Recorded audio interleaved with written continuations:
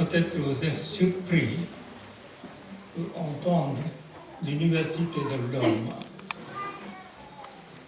Vous pouvez demander pourquoi l'université de l'homme.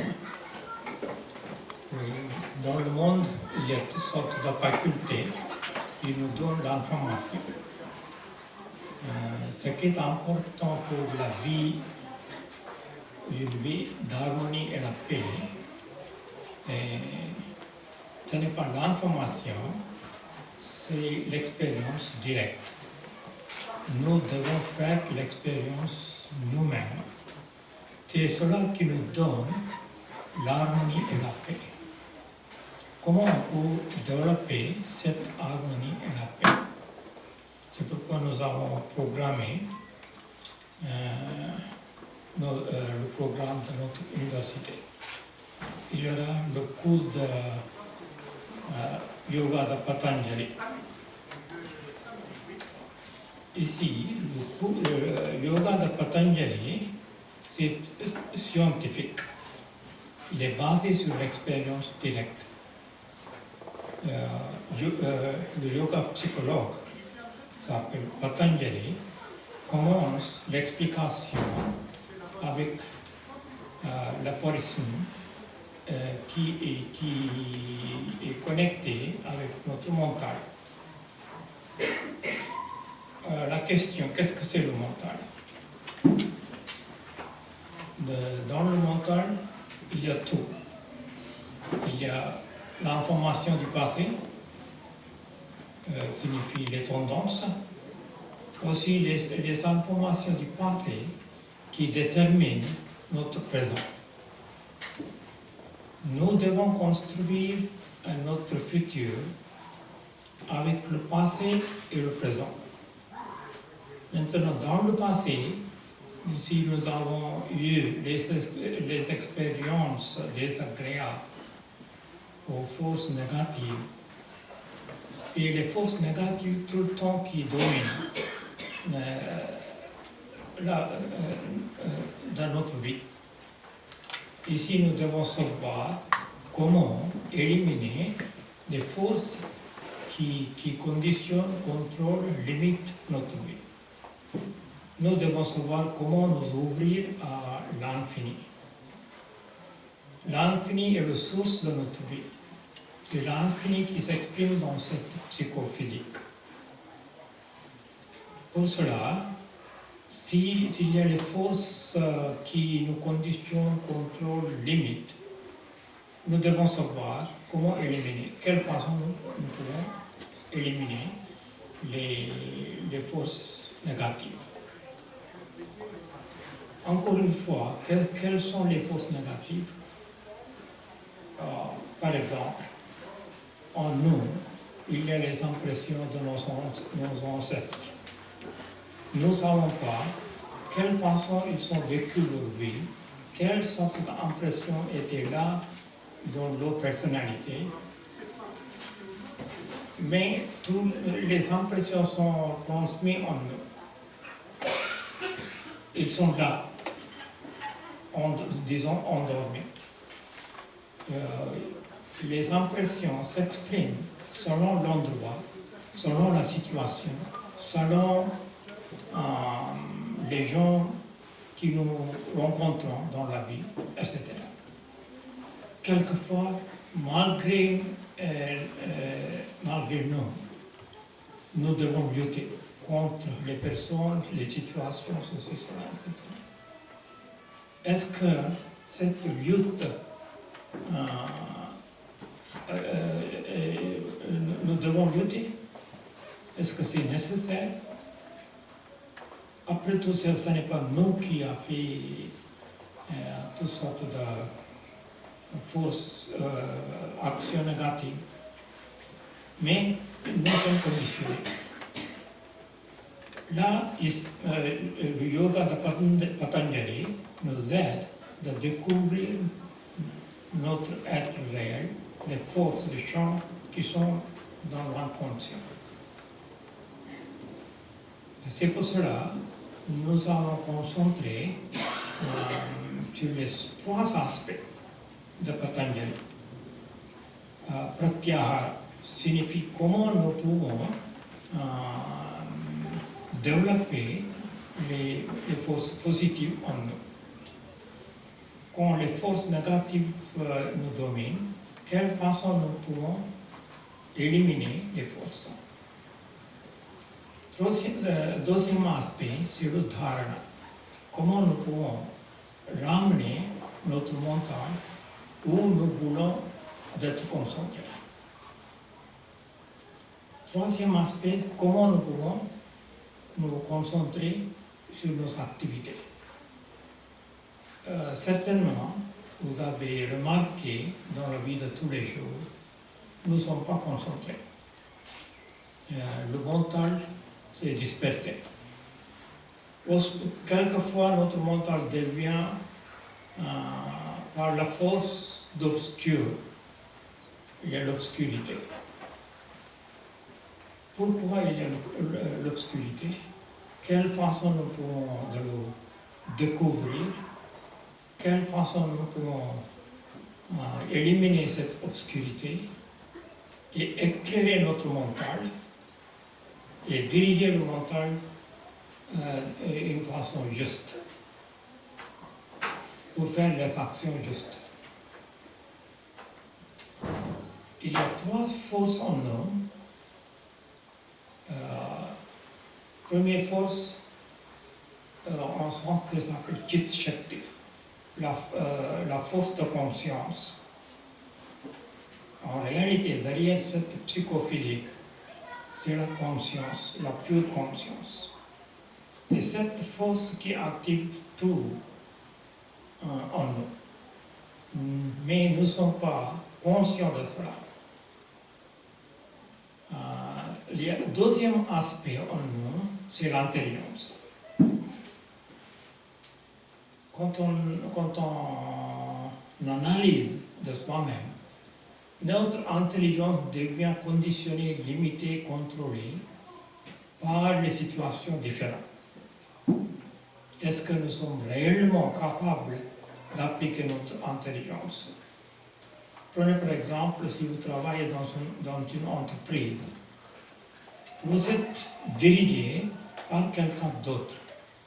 Vous n'avez pas le droit ou la possibilité d'appliquer votre intelligence, d'être créatif.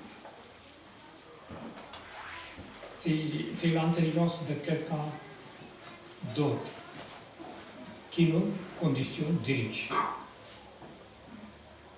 Jour après jour, toute la vie, si nous sommes conditionnés de cette façon, où est la possibilité pour nous d'appliquer notre intelligence, d'être ce que nous sommes et appliquer notre intelligence dans la vie de tous les jours.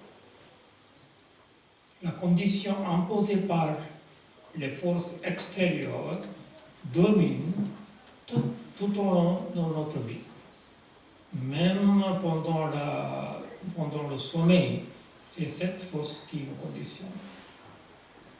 C'est pour cela que nous devons savoir comment libérer notre intelligence. En sanskrit, ça s'appelle Jnana Shakti. La force de connaissance, c'est la force d'intelligence. Maintenant, il y a troisième force, c'est la force d'amour. Notre amour aussi c'est conditionné selon la situation, selon les personnes, selon les objets, ceci, cela, etc. En réalité, cette force, il est là toujours, il veut s'exprimer. Mais à cause de conditions, nous n'avons pas la possibilité de nous libérer de cette force. Maintenant, les trois forces, force d'amour pur, force d'intelligence, force de connaissance, trois ensemble nous poussent faire l'action. Nous devons faire les actions justes.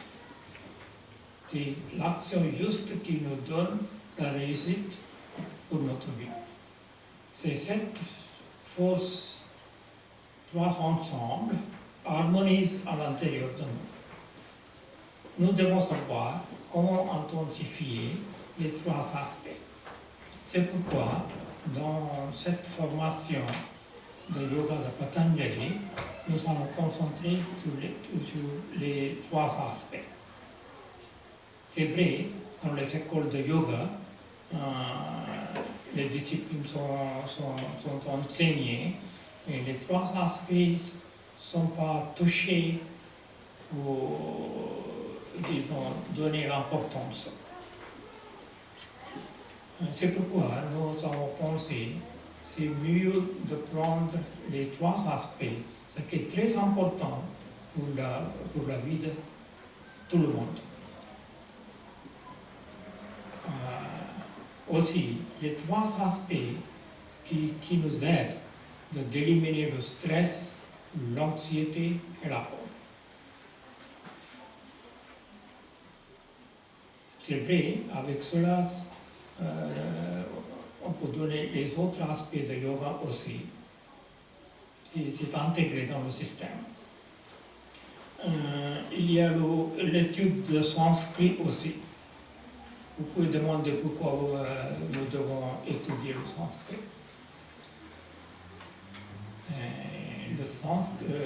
Le langue sanskrit, ce n'est pas créé par les êtres humains.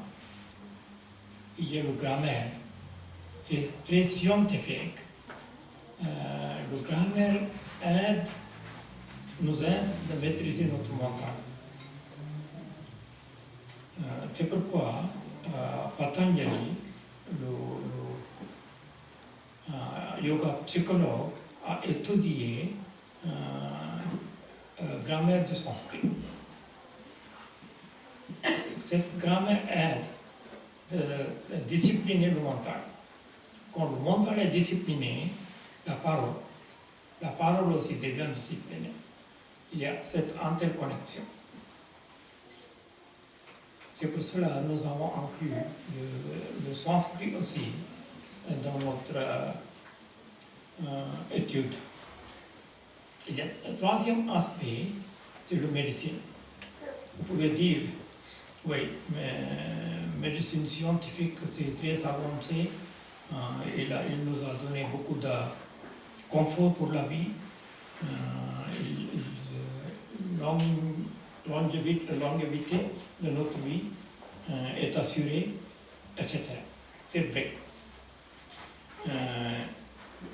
Si c'est suffisant, pourquoi voulons-nous étudier l'Ayurveda? L'Ayurveda signifie c'est la connaissance sur la longévité de notre vie. Aussi, il y a le système de médecine. Mais nous ne voulons pas toucher cet aspect de médecine parce qu'il y aura la compétition. Ouais. Nous ne voulons pas d'entrer dans ce conflit. Nous voulons être purs, ce qui aide pour notre société, pour progresser. Ici, par exemple, massage ayurvédique, il donne l'harmonie et la paix. Aussi, il donne l'énergie nécessaire. C'est l'expérience personnelle.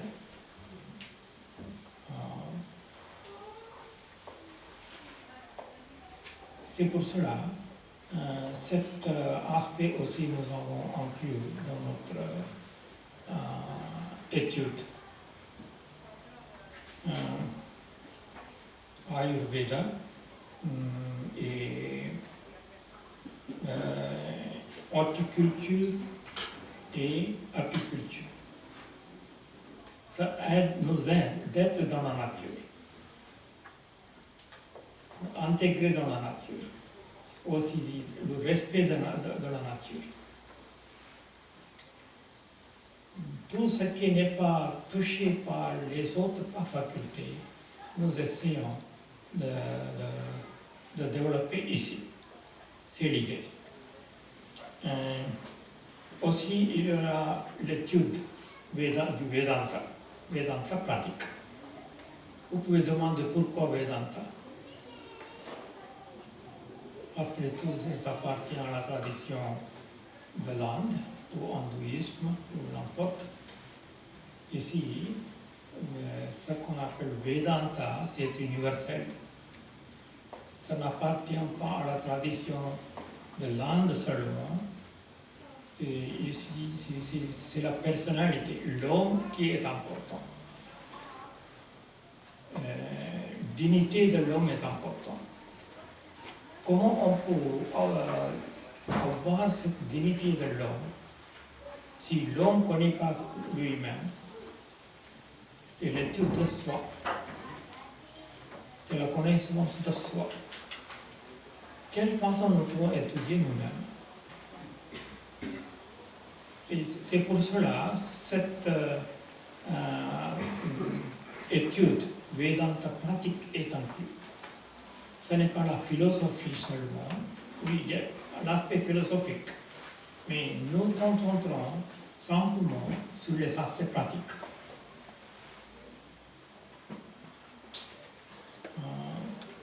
Quelle façon nous pouvons étudier? Il y a un texte qui s'appelle Vedanta Sara, l'essence du Vedanta. Ce texte explique systématiquement comment cette psychophysique est créée, quels sont les aspects, quels sont les éléments, quelles sont les qualités qui conditionnent. Par exemple, c'est le même dans le yoga, Patanjali et Hatha Yoga, système de philosophie s'appelle Sankhya. 3 gunas, 3 qualités, sattva, rajas et tamas, équilibre, activité et l'inertie. Comment les 3 qualités affectent l'homme? Quelle façon ils nous affectent? Quelle façon les qualités nous conditionnent? Par exemple, nous sommes dans un endroit particulier.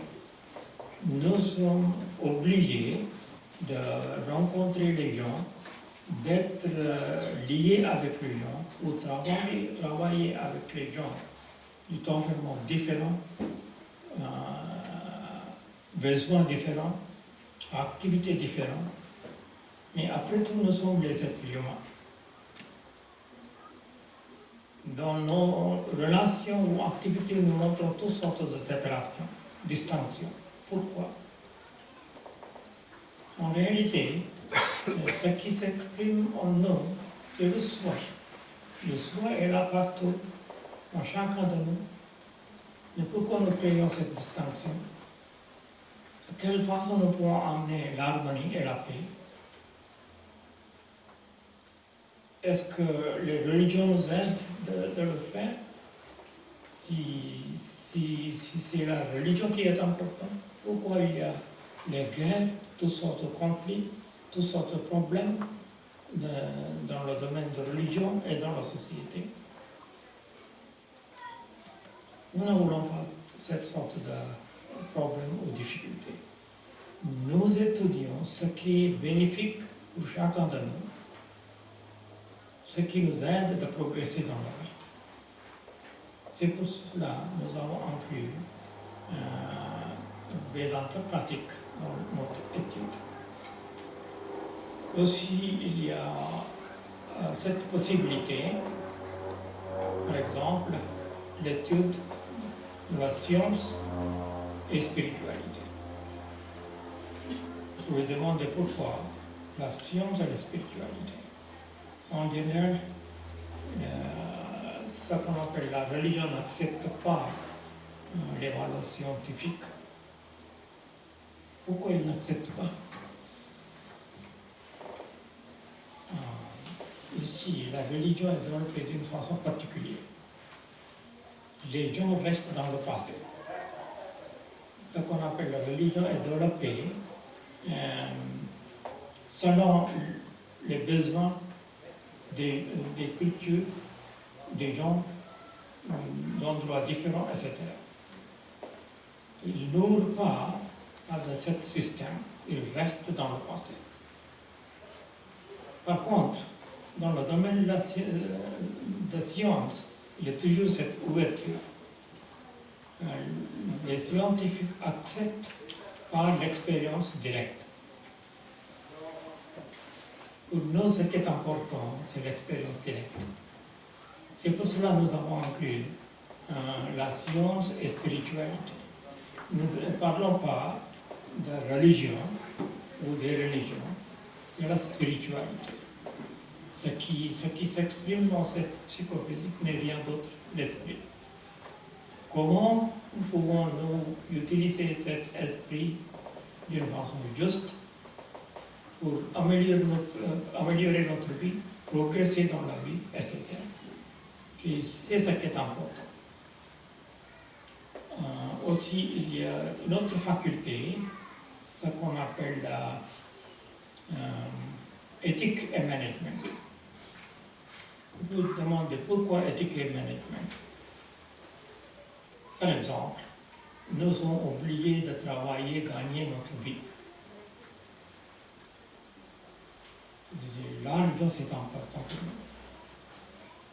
Parfaitement bien. Ici, posons la question, peut-être c'est déjà l'heure. Ici, posons la question, est-ce que c'est l'homme qui fait l'argent ou l'argent qui fait l'homme? Si c'est l'homme qui fait l'argent, nous devons donner l'importance à l'homme. Si l'homme va développer la personnalité d'une façon juste, c'est la personnalité qui est importante. C'est la personnalité juste qui gagne l'argent juste.